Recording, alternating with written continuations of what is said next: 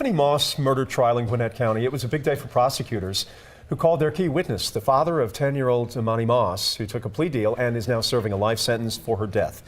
Tiffany Moss is representing herself, and just like with every other witness, she declined to cross-examine her husband. 11 Alive's Caitlin Ross was inside that courtroom. Caitlin, did she show any emotion during the testimony, any reaction whatsoever? No emotion at all. It was really bizarre. You just watched her just sit there stone-faced. She did actually keep eye contact with her husband the entire time. She kept really trying to look. In the winter of 2013, cameras across Gwinnett County, Georgia captured something investigators would spend years trying to piece together. A trash can left outside an apartment complex. A body inside, burned beyond recognition. A 10-year-old girl who weighed less than most toddlers. And when the woman accused of that murder finally stood trial, she would do something almost no one ever does. She would face the death penalty alone, refuse to speak, and let the evidence bury her in silence. This is the story of a child who disappeared in plain sight. It started with a phone call in the middle of the night. November 2nd, 2013, just after 4 in the morning.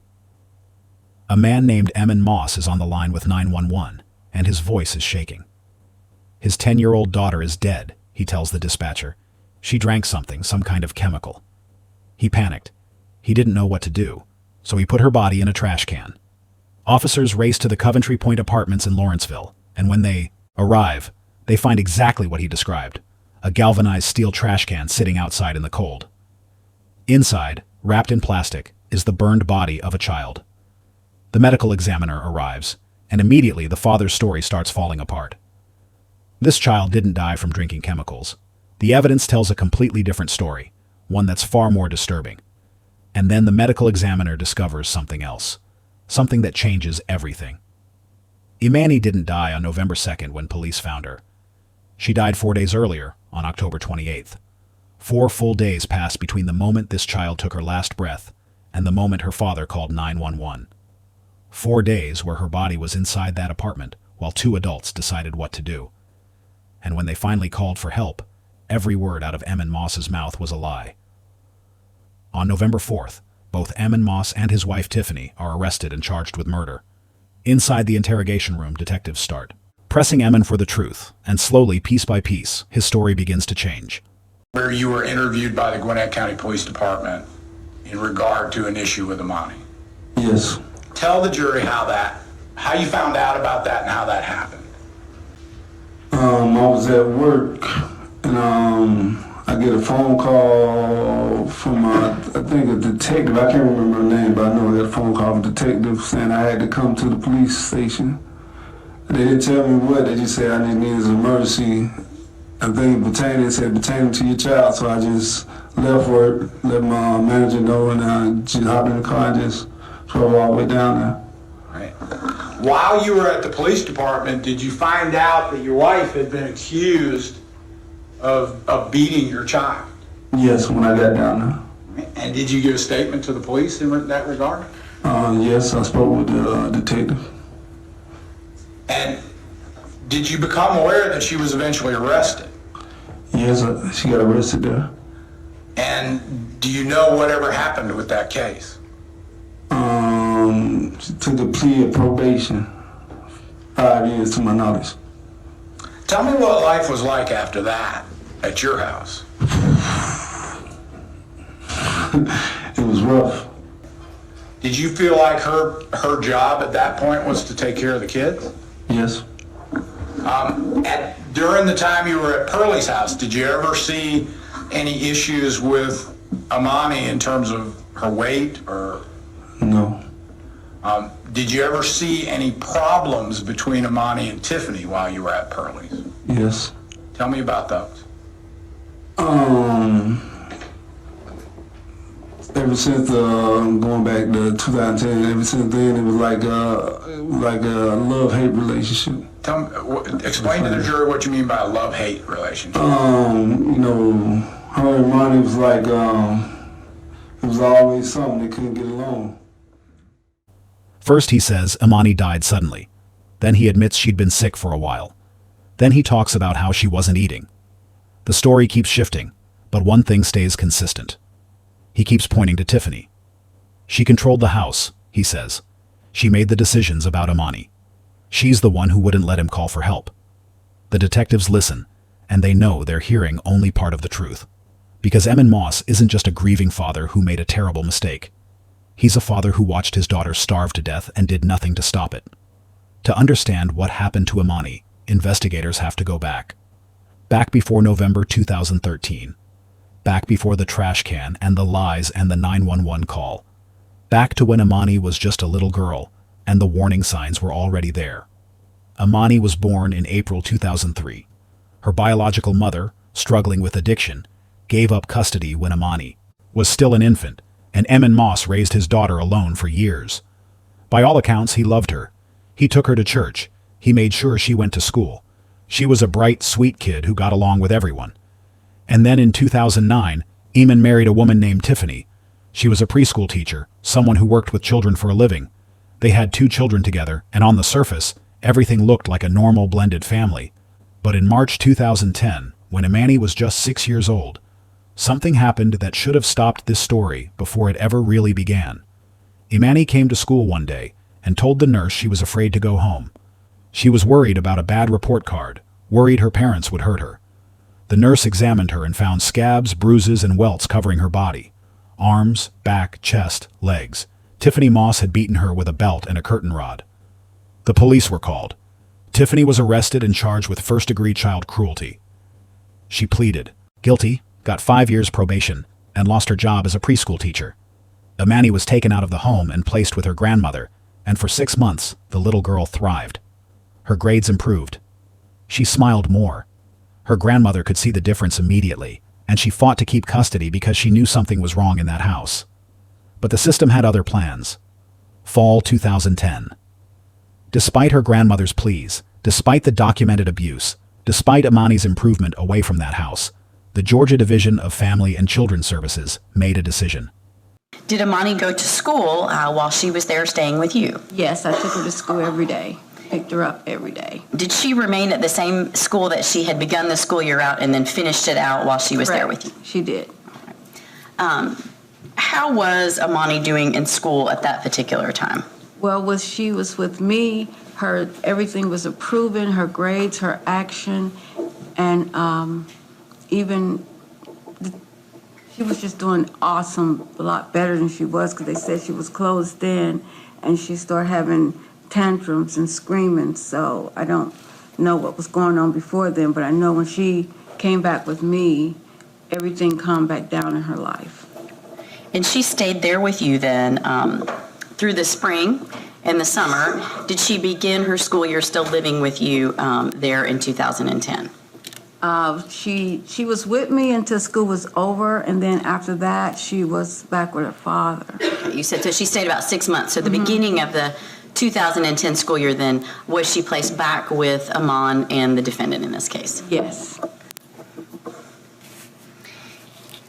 With regard to that, did you want, without going into a lot of detail, but did you want Emani to still remain with you and live with you at that time? Yes, I did. I went and fought it for it. And when you say you went and fought it, was that a decision that was made by the Department of Family and Children's Services? Yes, it was. That was it their decision to place Emani back with the defendant, Tiffany Moss, and her dad, Emani Moss? Yes, it was. You indicated you did object to that. Is that right? Correct. Okay. But ultimately, she did not stay living with you. She went back with the defendant and her dad. Yes. After that time in 2010, were you able to see Emani very often? No. Did you make efforts to try to see her from that fall of 2010 until ultimately she died? Yes, I did. Would you, what type of efforts did you make in order to try to talk to her or see her? I called my son, and he would just say... Can't tell me a lot about what Emani said, okay? But were you allowed to see her? I was not allowed to see her. They returned Emani to her father and stepmother. The logic was simple on paper. Tiffany had completed her probation requirements. She'd taken parenting classes. Emani was Emani's biological father. The case could be closed. What nobody seemed to consider was what would happen behind closed doors once the social workers stopped checking in. Once the case file was marked complete. Once Emani was alone again, with the woman who had already beaten her so badly she was covered in bruises. The system let Emani slip through the cracks, and what happened next would unfold slowly, quietly, over the next 3 years while nobody was watching. After Tiffany lost her teaching job, money got tight. Emani started working 2 jobs just to keep up with the bills, which meant he was almost never home. Tiffany stayed in the apartment with the children, and that's when Emani started disappearing. Not physically, not yet, but in every other way that mattered. Her school attendance became sporadic. Teachers would mark her absent for days at a time. Then she'd show up for a few days, then disappear again. Nobody called to check why. In the spring of 2013, the family moved to a new apartment complex, and that's when Emani stopped going to school entirely. Tiffany told the school she was going to homeschool Emani from now on. The school accepted this. No home visits were required, no follow-up checks. Tiffany Moss, a 10-year-old girl who'd already been abused badly enough to trigger a criminal case, was now completely invisible to every system that was supposed to protect her. Inside that apartment, Emani was being erased. Prosecutors would later piece together what life was like for her in those final months, and the picture they painted was devastating. While Tiffany's 2 biological children ate regular meals, played, went outside, Emani was confined to her room. She was given scraps of food, if anything at all. She wasn't allowed to leave the apartment. The other children in the complex never saw her. Neighbors never heard her. She was locked away, starving slowly, while life went on around her. Emani would come home from his jobs exhausted, and later he would claim he didn't realize how bad things had gotten. But the evidence tells a different story. You can't watch a child waste away from 70 pounds to 32 pounds and not notice. You can't see a 10-year-old who looks like a skeleton and think everything's fine. This wasn't happening in secret. This was happening right in front of him, day after day. And he did nothing. October 24th, 2013. Emani comes home from work and finds Emani in the bathtub. She's not moving. Her eyes are rolling back and forth in her head. She's having a seizure, and her body is shutting down from months of starvation. Any normal person would call 911 immediately. Any parent would rush their child to the hospital. But according to Emani's later testimony, Tiffany said something that stopped him cold. "We cannot take her to the doctor," she told him. "She is too thin." Think about that for a moment. Your daughter is having a seizure, barely conscious, clearly dying, and instead of getting help, you worry about what the doctors will see, what they'll ask, what they'll report. So they put Emani back to bed and hope she'll get better on her own. Emani goes to work the next day like nothing happened. And 4 days later, on October 28th, Tiffany calls him at work with the news he probably already knew was coming. Emani is dead. When Emani gets home, he finds his daughter's body on the floor of her bedroom. She's cold, she's stiff, she's been gone for hours.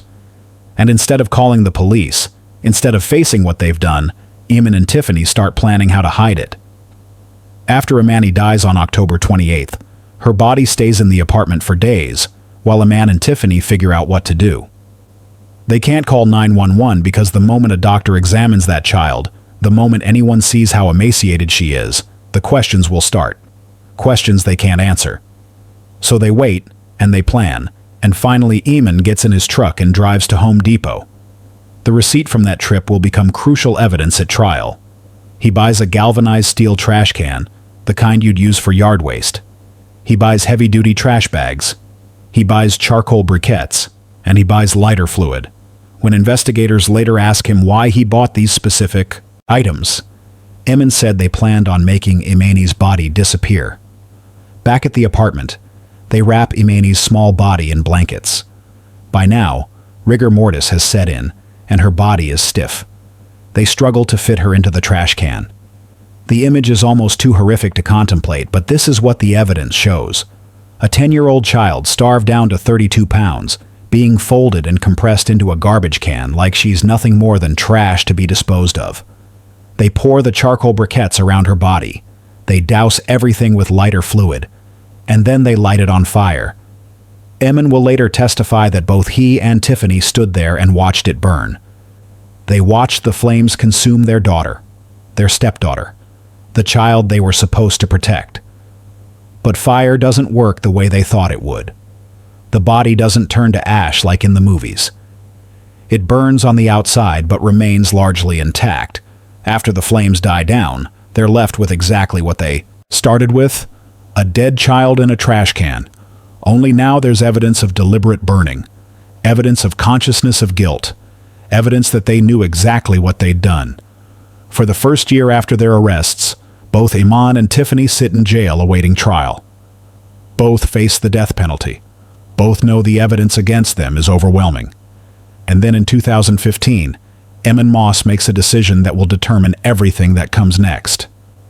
He accepts a plea deal. He'll plead guilty to felony murder and concealing a death. In exchange, the state will take the death penalty off the table. He'll get life in prison without the possibility of parole, which means he'll die behind bars, but he won't be executed. There's one more condition to the deal. Emani has to testify against Tiffany. Here's a highlight of what transpired in the courtroom. After the testimony, prosecutors turned their full attention to the woman they believe was truly responsible for Emani's death. The case against Tiffany builds slowly over the next 4 years. District Attorney Danny Porter and Assistant DA Lisa Jones know exactly what they're up against. Defense attorneys needed more than just Emani's word. They need witnesses who can paint a complete picture of what happened to Emani. They tracked down Robin Moss, Emani's grandmother, who fought desperately to keep custody and warned everyone that something was wrong. They also find Emani's 4th grade teacher, who remembers a bright, precious child who suddenly disappeared from her classroom. They interview Emani's aunt, who saw the red flags when the family decided to homeschool.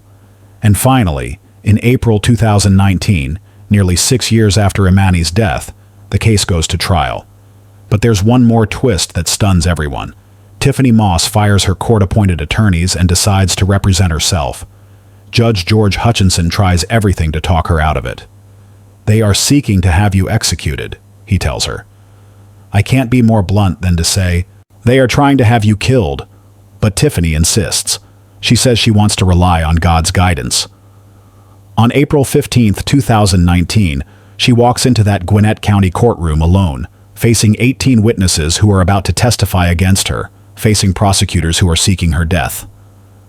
April 17, 2019. Opening statements begin. DA Danny Porter stands before the jury and lays out what they're about to see. This is a case about an evil stepmother, he tells them. A woman who starved her stepdaughter while her own 2 children thrived. A woman who stood and watched as her husband set a child's body on fire. Tiffany Moss is given the chance to make her own opening statement. She declines. She says nothing. The first witnesses are called. Emani's 4th grade teacher takes the stand. Robin Moss, Emani's grandmother, takes the stand. She tells the jury how she fought to keep custody of her granddaughter after the 2010 beating. How Emani thrived in her care. How she begged authorities not to send the child back. Behind Tiffany at the defense table, Robin holds her head in her hands as she testifies. Emani's aunt follows. She describes seeing red flags when the family decided to homeschool Emani. Crime scene investigators present their findings. Officer Colin Flynn testifies about Emani's initial lies, how he claimed Emani drank chemicals. Flynn says it was immediately apparent this was something long-term, not accidental poisoning. Then comes the most dramatic moment of the day. Prosecutors wheel the trash can into the courtroom, the actual trash can where Emani's body was found. Tiffany Moss lowers her head. She pinches the bridge of her nose. She closes her eyes. She looks away, up at the ceiling, anywhere but at that trash can. She cannot look at it. Behind her, Robin Moss wipes away tears, and Tiffany still says nothing. No questions, Your Honor. The final witness is Dr. Michelle Stauffenberg, the medical examiner who performed Emani's autopsy. She was more or less skin and bones, she tells the jury. Extremely thin and emaciated. She had a starved look. Prosecutor Lisa Jones presents more than a dozen autopsy photos turning them over one by one at the defense table so Tiffany can see them before they go into evidence. When Jones finishes, Tiffany closes her eyes and puts her head down. As the photos are displayed on the courtroom screen, Tiffany never once looks up. She cannot look at what she did. Jurors cry silently as they view the pictures of Emani's emaciated, burned body. Dr. Stauffenberg explains that Emani weighed 32 pounds when she died. The average weight for a 10-year-old is 70 to 90 pounds. Cause of death: starvation. Manner of death: homicide. The condition would have been obvious to anyone caring for her. This took months, and even in those final weeks the child could have been saved with food and medical care. That's all it would have taken. Judge Hutchinson asks Tiffany if she has questions for the medical examiner. No. Questions, Your Honor. The prosecution rests. Judge Hutchinson turns to Tiffany. Do you wish to present any evidence in your defense? This is it. Her chance to explain, to call witnesses, to testify, to fight for her life. She says 5 words. No witnesses, Your Honor. The defense rests. She has presented nothing. Assistant DA Lisa Jones delivers the closing argument for the state. She walks the jury through everything they've heard. The 2010 beating, the probation, the lost job, the blame placed on a 6-year-old child, the years of escalating abuse, the starvation, the seizure, the death, the days of keeping the body in the apartment, the cover-up. And then she talks about who Emani was. Emani wasn't a child to her, Jones says, pointing at Tiffany. She was nothing. She was a nuisance. She was ugly. She was a pain. She was disposable. She was trash. Jones holds up a photo of Emani smiling. But she wasn't. She was a child. She was a granddaughter. She was a niece. She was a friend to kids who needed one. She was a student who brought joy to a teacher. She was a daughter. She was Emani. And she mattered. When Jones finishes, Judge Hutchinson gives Tiffany one final opportunity. Do you wish to present a closing argument? Her voice actually shakes when she answers.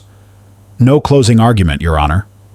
This defendant committed the offenses of cruelty in the first degree when she intentionally, unlawfully, and maliciously caused Emani Gabriella Moss, a child under the age of 18 years, cruel and excessive physical and mental pain by withholding necessary sustenance to sustain life. Your Honor. Ms. Moss, your closing argument when you're ready, ma'am. I want to make a closing argument. Thank you. Thank you, ma'am. Ms. Jones, your final argument. The jury will decide her fate without hearing a single word in her defense. The jury deliberates for less than 3 hours. On April 29th, 2019, they return. Guilty. Guilty of malice murder. Guilty of felony murder. Guilty of cruelty to children. Guilty of concealing a death. Guilty on all 6 counts. Tiffany Moss shows no emotion as the verdict is read. Her face doesn't change. She doesn't move. Now comes the sentencing phase. This is where defendants present mitigation evidence, mental health history, childhood trauma, brain damage, anything that might persuade even one juror to choose life over death. Judge Hutchinson tells Tiffany she can address the jury present evidence, have her relatives who've been sitting in the courtroom testify on her behalf. He asks if there's anything he can do to help her. Tiffany declines everything. Even facing death, she presents nothing. When D.A. Porter finishes his closing argument in the sentencing phase, Tiffany once again passes up the opportunity to speak. The jury deliberates again. 3 more hours. They return with their recommendation. Death. April 30th, 2019. Judge George Hutchinson sentences Tiffany Moss to death by lethal injection. She becomes the only woman on Georgia's death row. The first person sentenced to death in Georgia in over 5 years. If executed, she'll be only the 3rd woman in the state's history. Tiffany shows no emotion as the sentence is read. She's let out in shackles. Outside, D.A. Danny Porter speaks to reporters. His voice is exhausted. There's no joy when a jury imposes a death sentence, he says. But this was one of the worst cases I've ever seen. The first time you look at it, it made you sick. The last time you look at it, it makes you sick. It said we're at an impasse. I thought she had outsmarted us. I thought that she had come up with a brilliant legal strategy, that it was going to be that these two big bullies had just, punched her around for a week, and that one juror would just say, there has to be something wrong with her. I can't give the death penalty. And so I laid awake last night thinking about that. In January 2024, Tiffany Moss's appeal for a new trial was denied by Judge Karen Byers. The death sentence stands. She remains on death row at Arundel State Prison, the only woman in Georgia waiting to die. Emani Moss is serving life without parole at Smith State Prison. They're still married. Emani's body was found in that trash can on November 2, 2013. She was identified. She was autopsied. She received a proper burial. But the horror of what was done to her, a 10-year-old child who weighed 32 pounds, who was starved and tortured, and then set on fire by the two adults who were supposed to protect her, that horror remains. The system failed Emani in 2010 when they sent her back. It failed her in 2012 when reports of abuse were screened out. It failed her in 2013 when an anonymous call about her being thin was dismissed. And by the time anyone realized what was happening, it was too late. Emani Moss is gone, and nothing can bring her back. If this story affected you, consider subscribing for more in-depth investigations into cases that demand our attention. Hit that notification bell, and let me know in the comments what case you'd like to see covered next. Thank you for watching, and thank you for keeping Emani's story alive.